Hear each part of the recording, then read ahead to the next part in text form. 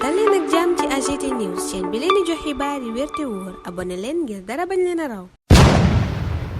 AGT News. Bismillah daleen ak jàmm ci chaîne bi ngeen taamul seen bopp AGT News. FMI dëggal na Ousmane Sonko weddi njiitu réew ma woon Macky Sall ñeel finance publique yeeg maquillage bi ñu ci def. Le Témoin moo ni waxee ci xëtam gu njëkk yeggee ñu fa ne FMI la mu jàpp ci déficit budgétaire ba ak dette publique bi mooy weesu na fuuf fanu ko nattoon ak itam lanu leen waxoon. Sud Quotidien jàpp ca wax jooja ne FMI conforté na IGF tey sàkku ay mesures ci kilifa yu bees yi ngir déficit budgétaire bi ak dette publique bi nu am diggante 2019 ak 2023 ñu mën koo suul. Walf Quotidien ne déficit budgétaire booba daa mel ni ci gën a garaaw la jëm recette fiscale yi itam wàññeeku. Journal bi ne li waral FMI sàkku ci kilifa yu bees ñu jël ay mesures yoo xam ne mesures yu audacieuse lay doon maanaam bañ cee ànd ak ragal ak yox-yoxi doon jàmbaar ci dogal yi nu war a jël ngir jubbanti koomu réew mi. Tribune ne ndax Sénégal daa wéy di nekk ci environnement bu difficile maanaam jafe-jafey koom ba tey génn gu ca ay défi yu mag itam yéeni cabinet taxaw na diggante Diomaye ak Sonko. Bokk na ca wàññi déficit budgétaire bi war a weesu 7,5% ci PIB bi. Déficit budgétaire booba ak borub Sénégal bés bi le jour ne FMI dëggal na ne weesu na fu fanu ko nattoon diggante 2019 ak 2023 yéene kaay bi ne waaye Fonds monétaire international nee na ba tey ma ngay xaar Cour des comptes certifié li IGF wax te premier ministre Ousmane Sonko fësal ko. Le Quotidien ne FMI kay li mu fësal ci koomu Sénégal ak ni muy doxe mooy pessimisme maanaam ñàkk yaakaar. Yéene kaay bi ne tension baa ngay wéy di bari lool ci budget Sénégal dépense yi itam ñu ne dafay yokk déficit budgétaire bi war naa weesu